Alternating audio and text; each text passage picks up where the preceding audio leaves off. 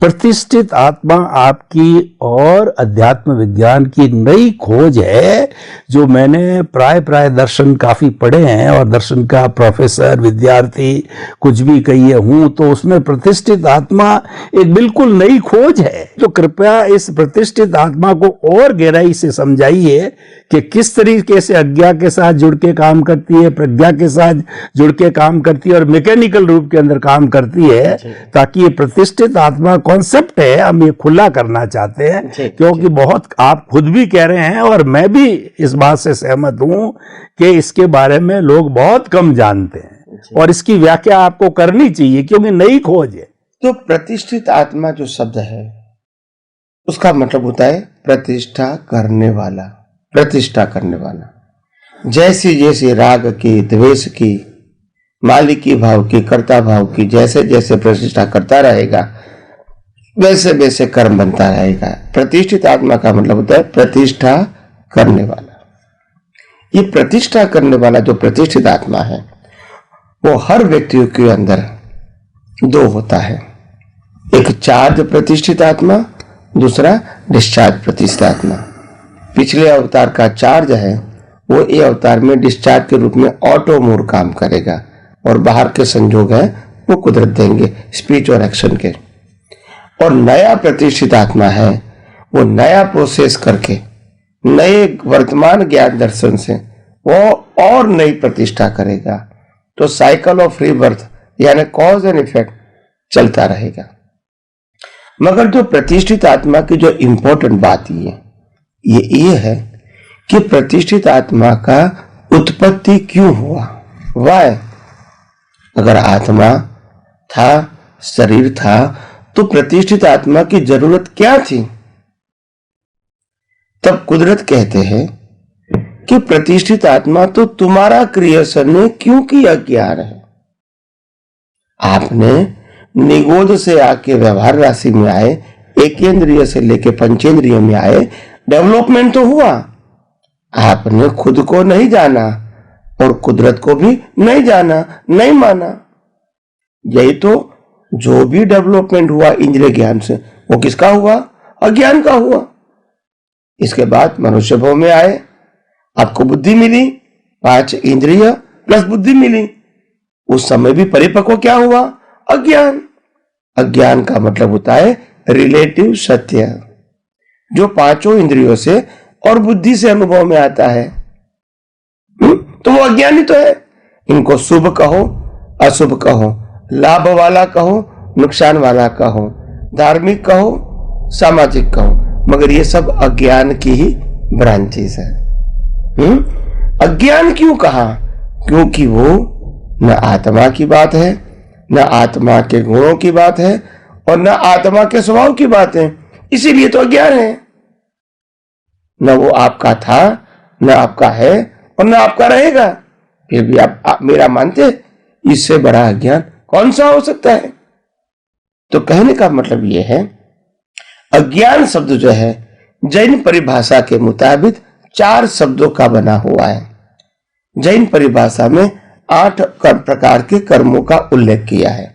उसमें पहले 4 प्रकार का जो कर्म है, ज्ञान आवरण, दर्शन आवरण, मोहनीय और अंतराय कर्म।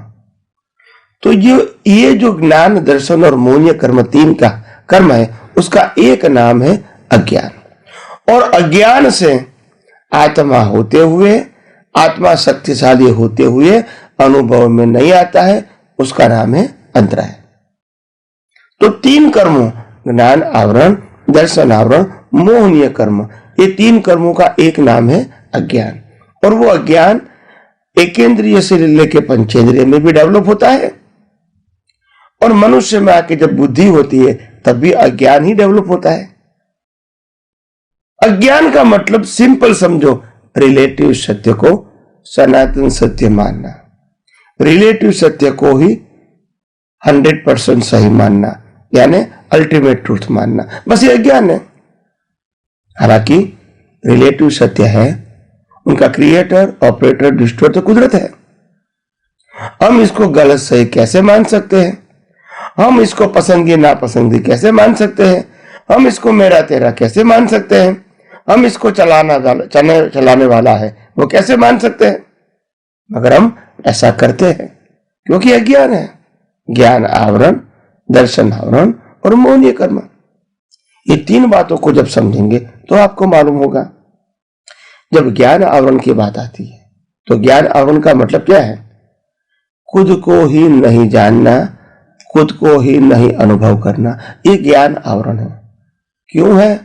क्योंकि शरीर को ही मैं मानना और मेरा मानना, बस ये ज्ञान आवरण हो गया। दूसरा है दर्शन आवरण।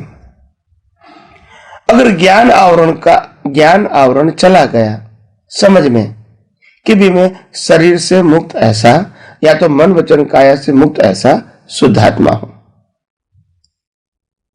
चेतन हूं, अविनाशी हूं, अनंत शक्ति वाला मैं हूं, तो फिर प्रश्न उठेगा, ये मैं सब कुछ हूं, मैं चेतन भी हूं, अविनाशी भी हूं, अनंत शक्ति वाला हूं, तो फिर ये मन वचन काया क्या है, ये संयोग क्या है, और ये दुनिया क्या है, और क्या मेरे को जरूरत है? ये भी तो प्रश्न आएंगे ना। तो कुदरत कहती है कि ये मन वचन काया और अवस्था वो तुम्हारी चॉइस नहीं है। आपने अज्ञान से जो कर्म बनाए थे प्रतिष्ठित आत्मा के माध्यम से, इनका मैं फल दे रहा हूं, और फल देने का इंस्ट्रूमेंट मन वचन काया के रूप में वो भी मैं दे रहा हूं, और इंस्ट्रूमेंट को चलाने के लिए हवा पानी खुराक वो भी मैं दे रहा हूं, और इस इंस्ट्रूमेंट को कर्म की भुगतान करने का संयोग वो भी मैं दे रहा हूं, और जब आयुष्य कर्म खत्म होगा श्वास भी मैं ही बंद कर रहा हूं। तो उसमें तो आपका कुछ है ही नहीं, मगर मानते हैं ये मेरा है, ये मैंने किया, ये तेरा है, ये तूने किया, इसमें सुख है। तो पहले ज्ञान, दूसरा दर्शन। मिथ्या दर्शन का मतलब क्या होता है? शरीर की मालिकी, शरीर को चलाने वाला मैं हूं, शरीर जो भुगतान करता है वो भुगतान करने वाला मैं हूं, और बाहर जो दुनिया दिखती है उसको देखने वाला, जानने वाला, अनुभव करने वाला, प्राप्त करने वाला, क्रिया करने वाला मैं या तो वो है। बस ये अज्ञानता है, और ये सब अज्ञानता प्रतिष्ठित आत्मा के अंदर है। देखना, जानना वो अज्ञानता नहीं है। जानने के बाद मालिकी भाव करता हुआ वो अज्ञानता है। देखना जानना तो वो आत्मा का भी स्वभाव है, प्रकाशित करना है, तो अवस्था को प्रकाशित करना वो आत्मा का स्वभाव है। उसको रिलेटिव सत्य से देखना वो प्रतिष्ठित आत्मा का स्वभाव है। इसीलिए तो राजस होता है। अगर वो ही प्रतिष्ठित आत्मा इसी अवस्था को सनातन सत्य के रूप में देखेंगी, कुदरती कानून के रूप में देखेंगी, तो फिर राजद्वेष होने की कोई गुंजाइश ही नहीं है। और मैं तो आत्मा हूं ही, इसमें न कम होता है न ज्यादा होता है। मगर ये भ्रांति के आधार से ये दुनिया अनंत अवतारों से हर व्यक्ति को जन्म मरण के रूप में चलती रहती है। तो इसीलिए हमारे जीवन में प्रतिष्ठित आत्मा को समझना बहुत आवश्यक है। आइए हम सब यह अध्यात्म विज्ञान को और आगे समझने की कोशिश करेंगे।